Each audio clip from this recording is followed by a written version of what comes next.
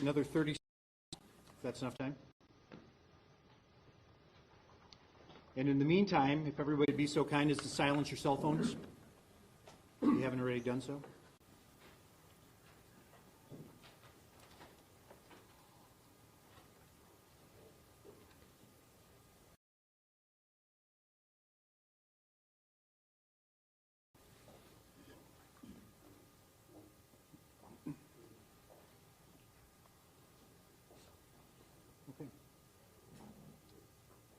Ready? Okay. Good morning, everybody. My name is Captain Ron Gallivis. I'm the Chief Public Information Officer for the Indiana State Police. On behalf of Indiana State Police Superintendent Doug Carter, the entirety of the Indiana State Police, we'd like to welcome you to our museum for this morning's press conference. I'd like to welcome members of the press. Thank you for being here. Respective members of the families, we love having you here. Thank you for being here. And to everybody watching either on your cellular devices, computers, TVs, what have you, welcome. Here in a few moments, in fact, I'm going to turn this over to Glenn Fifield here in just a moment for a couple housekeeping. Restrooms are around the back. Cell phone coverage is a little scant in this room, so if you need to get up and make a phone call or receive one, please do so. Please use that back door. There will be an opportunity to hear a lot of information that's going to be provided by Sergeant Fifield, who's the public information officer from our Lowell post. And you'll also be hearing from at least a handful of other individuals representing agencies involved in this, as well as a family member. So again, thank you for being here. And at this time, I'm going to turn this over to Sergeant Glenn Fifield, PIO from our Lowell post.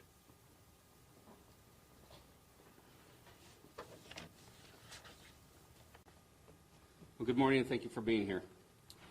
We're here this morning to announce a recent development into the cold case investigation known in many circles as the I-65 killer.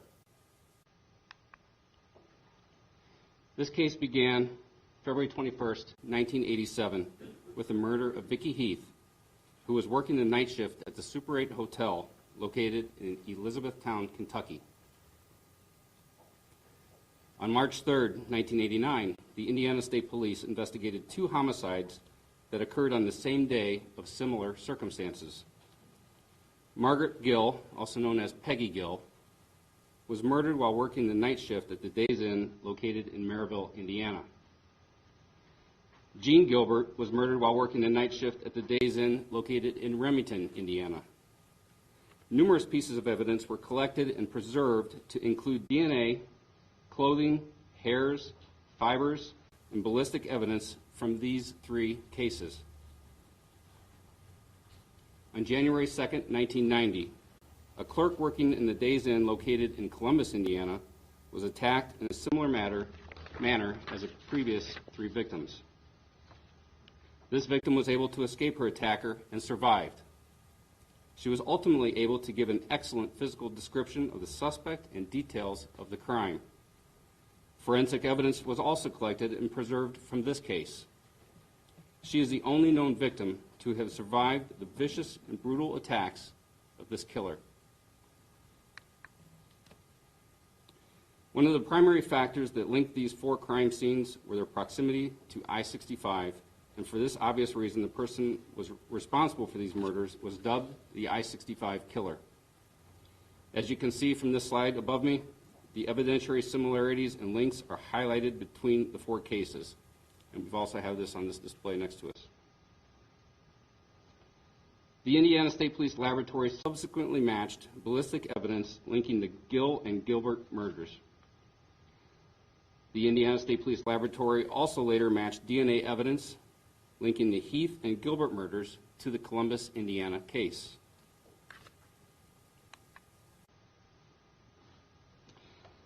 Indiana State Police detectives recently requested assistance from the FBI's Gang Response Investigative Team, also known as GRIT. Many investigative and scientific techniques have either improved or been created through new technology since the 1980s and 90s. One of these methods is investigative genealogy.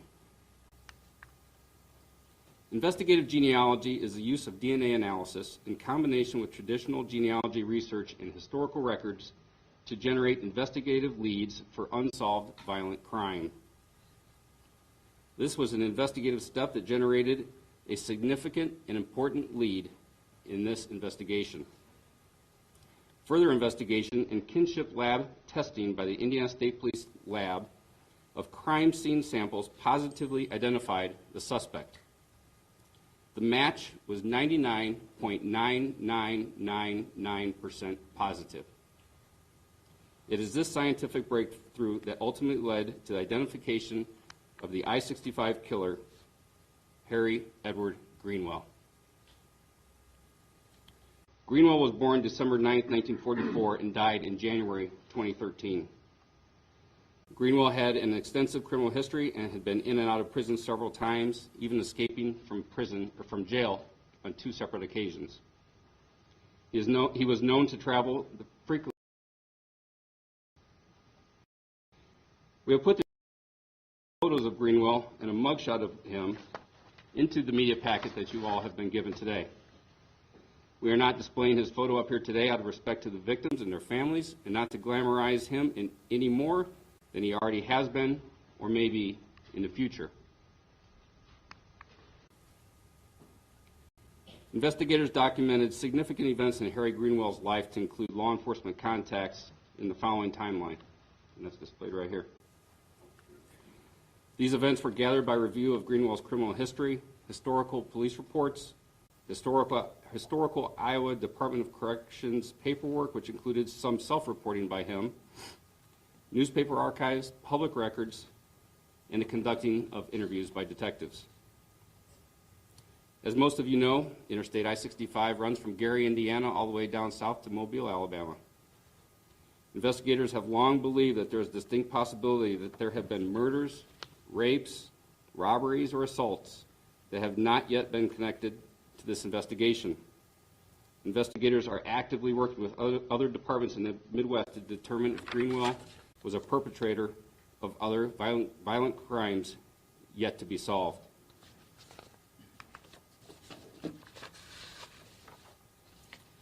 So with that, I'd like to introduce the Superintendent of the Indiana State Police, Doug Carter.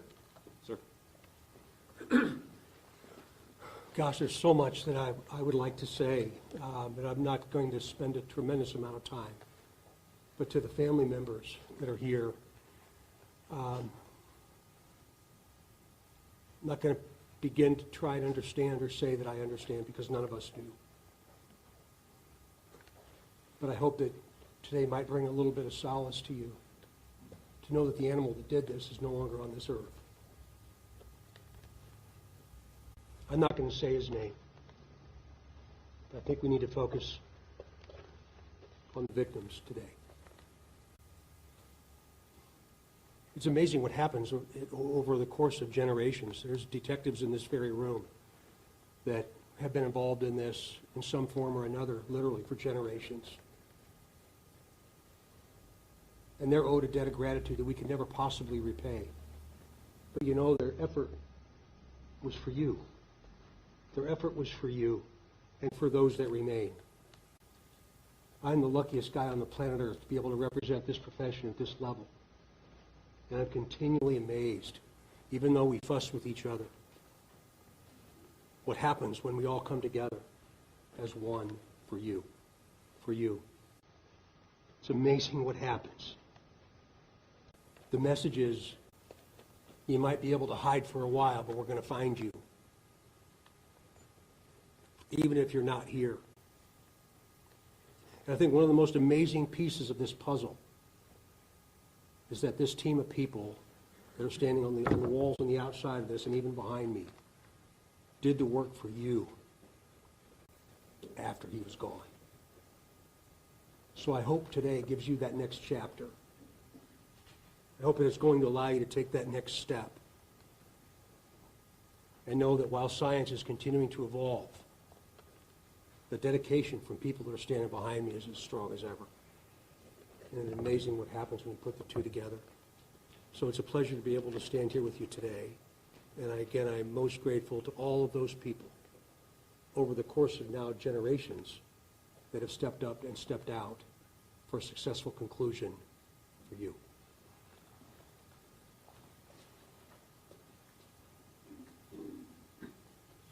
I'd I'd like to introduce Special Agent in charge of the FBI Indianapolis office, Herbert Stapleton. Sir. Good morning. Thank you for having us here today. I want to start off by saying to the families of Vicki Heath, Peggy Gill, and Jean Gilbert, we know that despite the years that have passed since these horrible events, that you have never forgotten the loss of your loved ones, and that this heinous crime is something that all of you have had to live with daily for all of these years. I know that this announcement can't take away the pain that you felt at this loss, but what we hope is that through today's information and revelation, this provides some answers that may aid you in your healing process that you go through every single day and bring you some sense of peace. To the surviving victim of this individual, I want to say thank you for your courage. I want to say thank you for having in the assistance to law enforcement critical in being able to solve. Thank you for your continued help over the years to continue to try to identify this individual. You never gave up. And I hope that today's announcement shows that this team of law enforcement agents. I want to stress here it was relentless and dogged pursuit over the course of a number of years that ultimately led to this individual being identified. The investigators responsible for this tracked leads across the country and did everything that they could to identify the person responsible. Fortunately, since these crimes were committed many years ago, there have been some developments in some scientific developments. Investigative and scientific techniques have either been improved or devised that allows us, through new advances in technology, and to be able to identify offenders that we wouldn't have been able to identify in the past. It's through these technological advances, and perhaps more importantly, strong collaborative partnerships among law enforcement personnel, that we were able to identify this person and hopefully begin to bring closure to all those affected. I've used the word "we" many times as I speak about these events, and that's not by accident. This was a team effort. This investigation, led by the Indiana State Police and by the Elizabethtown, Kentucky Police Department, along with the Columbus, Indiana Police Department, the Merrillville, Indiana Police Department, the Jasper County, Indiana Sheriff's Department, and perhaps many others along the way, was truly a team effort, and the FBI is very proud to have been able to make a contribution to this effort through our GRIT task force in Northwest Indiana, as well as through support from our Houston, Texas field office. It's really a testament to the will of the investigators from state and local police departments across this state and in others, and to the spirit of collaboration and partnerships that the FBI participates in with these highly professional agencies, that we were able to, after these many years, finally solve this particular crime. Thank you again to the families. As I said at the top of this, I do hope that this announcement will bring some sense of peace and assist you as you continue through your healing process. Thank you very much.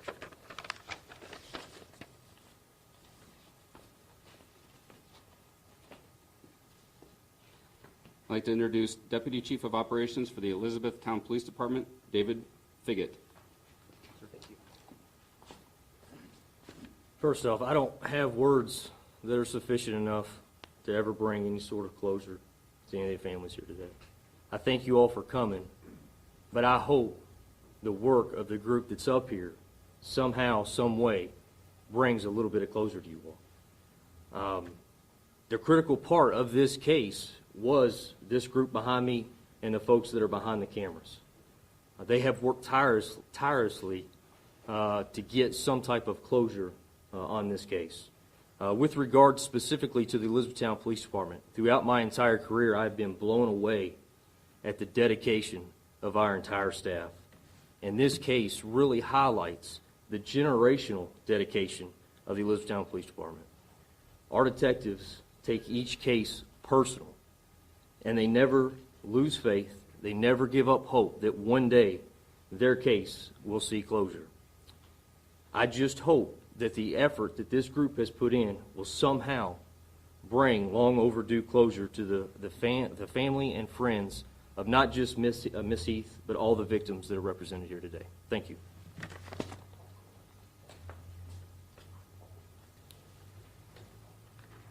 I'd like to introduce from the Columbus Police Department, Lieutenant Matt Harris, Public Information Officer.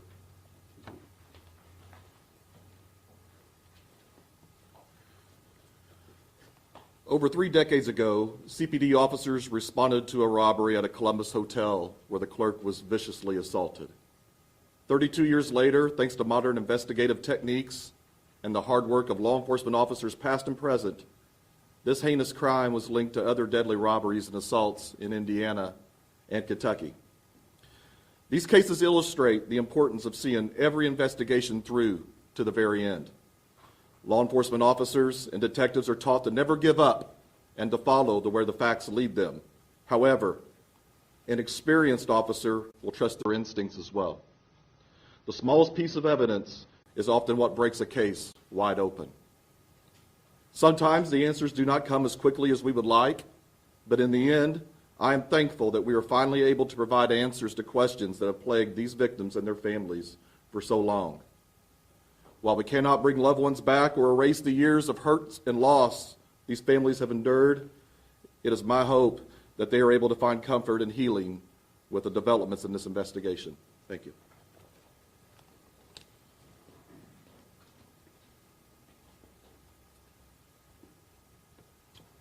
Our final speaker is a special speaker. I'd like to introduce the daughter of Gene Wright, representing the family, the daughter of Gene Gilbert, representing the family of Gene Gilbert. Kim Gilbert Wright. Kim?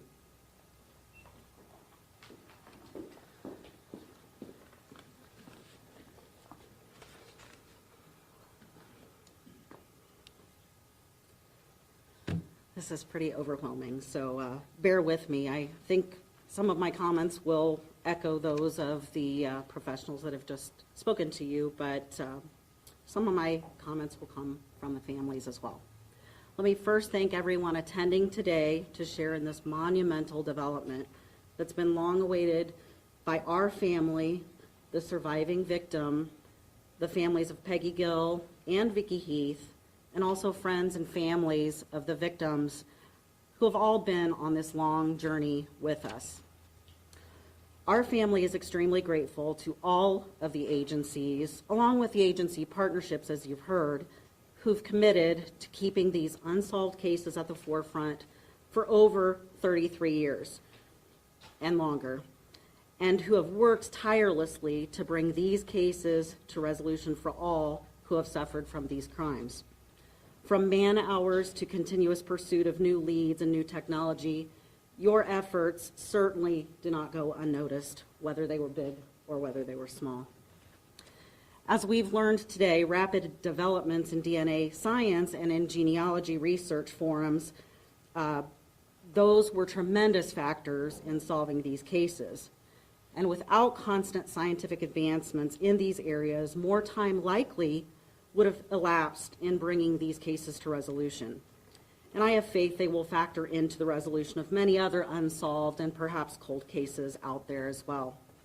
We are appreciative that these methods were pursued, and also appreciative to those who took part in genealogy searches that led to the discovery of the identity of the killer in this case,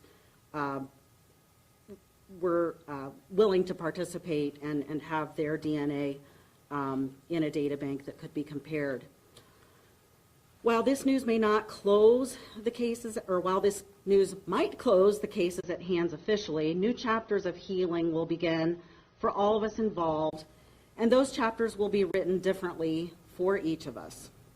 Closure and justice may seem apparent or obvious in these cases now, but in many ways, these concepts are only beginning to take shape for those of us who have led our lives and had our lives turned upside down at the hand of this killer.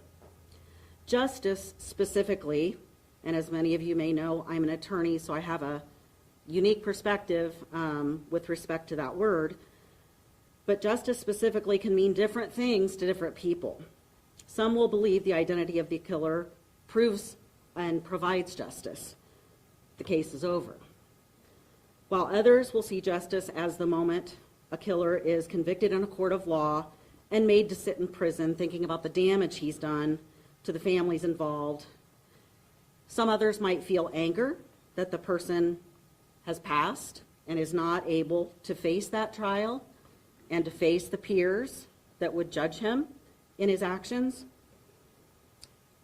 And in our case, we'll never know what the killer was thinking. We'll never learn any of the whys of his actions. And that's just where we sit today. Closure will also take on its own different and unique face for all of us, I suspect.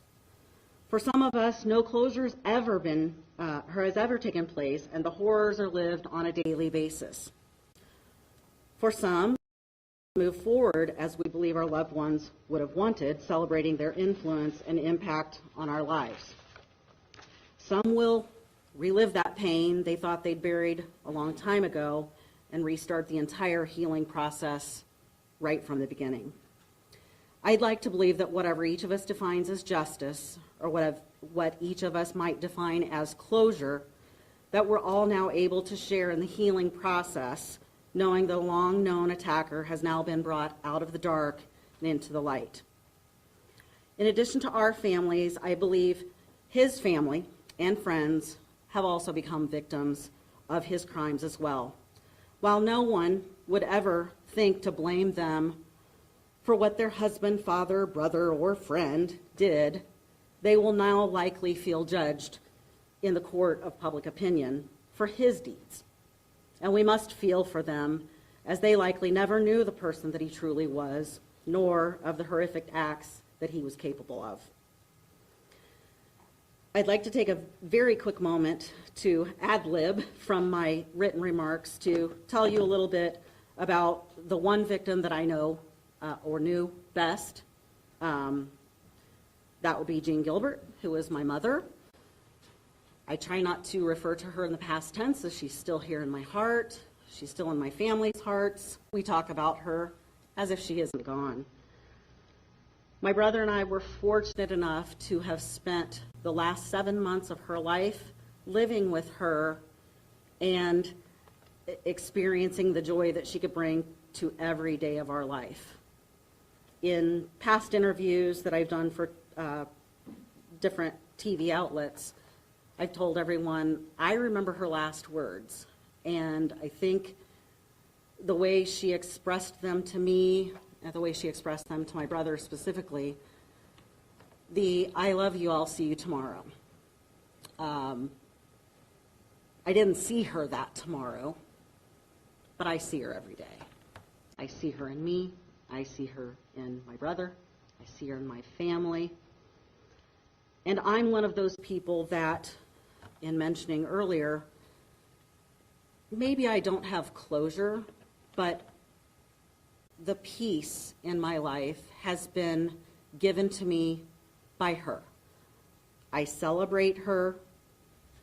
I encourage everyone else to celebrate her. And I encourage everyone to celebrate the moments that we've had with my mother, with Peggy, with Vicki, and I too celebrate the life of the unnamed victim. And I thank God that she's here to have helped with the case and to have helped solve the case with her efforts, and I wish her only the best. So in closing, I'd like to thank the many who prayed for all of us over more than 33 years or so, and especially over the past couple of weeks. Obviously, family has known that there was a development for a while, and we've gotten a lot of prayers, thoughts, messages, texts, emails, letting us know that everyone was thinking of us while this announcement was forthcoming. All of you gave us strength to carry on with our lives as best as we were able during those times that we were maybe at our worst. But we're also grateful to those who reminded us that we were the best when we were at our best. Let us now begin the healing process in whatever way, shape, or form that may be for each of us. To the Gill family, to the Heath family, to the unnamed victim, and to my family, you'll always be in my thoughts. You'll always be in my prayers, and I wish only the best for you. Thank you.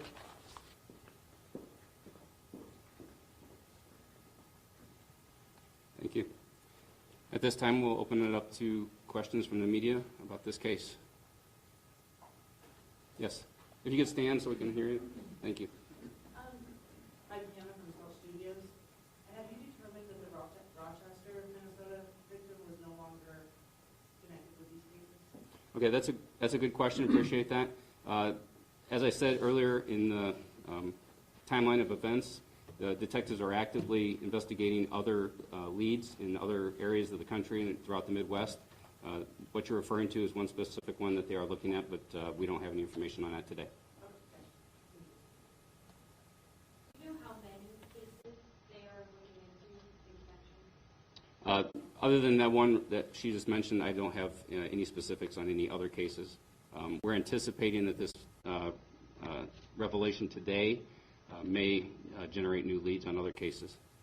If someone thinks there might be a connection here, who should they be reaching out to? You could reach out to the Indiana State Police. Detective Gary Rundy was involved with that, with our department. So we would take that kind of information. Can you share when you started the genealogy investigative portion of this and how long that took, how that process kind of worked? I'll turn that over to Tom. Sir, okay. Okay, I can't share too many details about the actual process, but the GRIT Task Force became involved in 2019, and then thereafter, that's when the investigative genealogy process started. Sometimes, the length of time in which the process may take may depend. It's going to be based on a case-by-case basis, but essentially, it began a couple of years ago. Can you explain more about the process in general, how it works? Unfortunately, I can't divulge too many details about the actual process, but what's been described by the Indiana State Police PIO is the basic process, taking known DNA samples and comparing them to DNA samples of the suspected killer, and then there's additional technology. There's additional techniques that have been developed that weren't available scientifically previously. For the breakthroughs effect ever on investigators or law enforcement's radar prior to that? Not that I've been made aware of. In 2010, I believe, is when his DNA was linked through CODIS, and then from there they did not have a specific individual until, Special Agent Chad Herbert said, until mid-2019 is when we started looking at that. I thought it had previously been reported that Margaret Gill's DNA, the DNA from Margaret Gill was a match with Dean Gilbert. Is that not correct now? Yeah, those two, the Gilbert and Gill homicides were linked through ballistics, and so that's how it became linked with the other three, was because we knew that the DNA from the Gilbert homicide linked the other three, and with that one already being linked through the ballistics, then we were able to connect that one as well. Any other questions? There was certainly a pattern of behavior from the suspect according to the timeline. Was there a letdown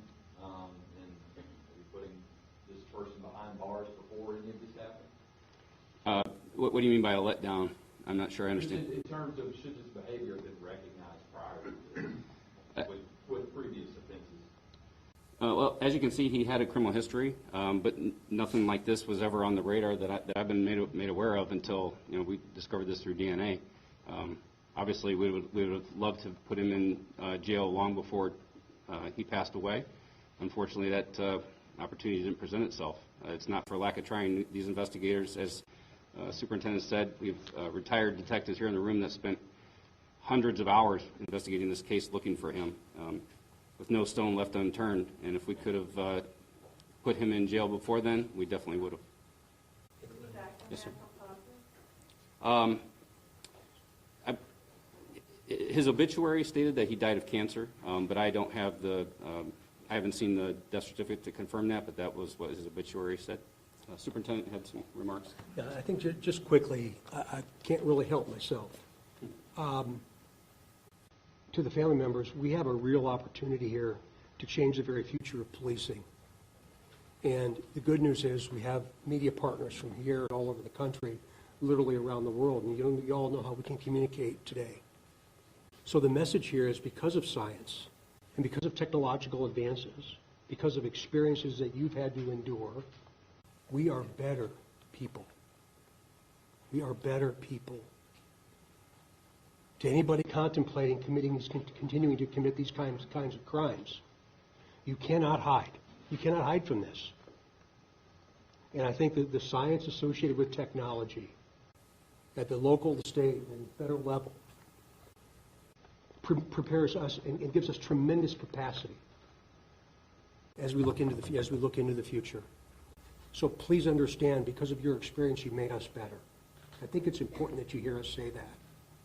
We could go back in time to one of the questions and hindsight's 20/20 and have identified who this individual was.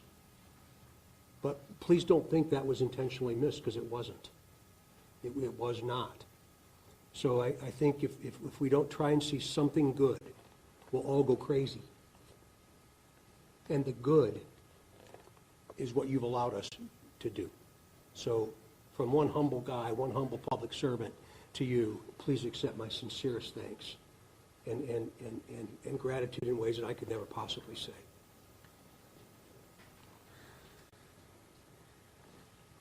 Yes. Can you speak on his employment history with the railroad during the time? I can't go into that today. That's something that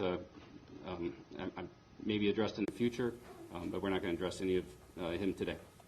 Okay. Yes. He was born in Iowa, I believe. No, where was he? Kentucky? He was born in Kentucky, but he died in Iowa. I'm sorry, sir, can you repeat that? He was born in Kentucky, and he died in Iowa. Okay? And I think we'll go ahead and finish the press conference with that. All right? Thank you for coming.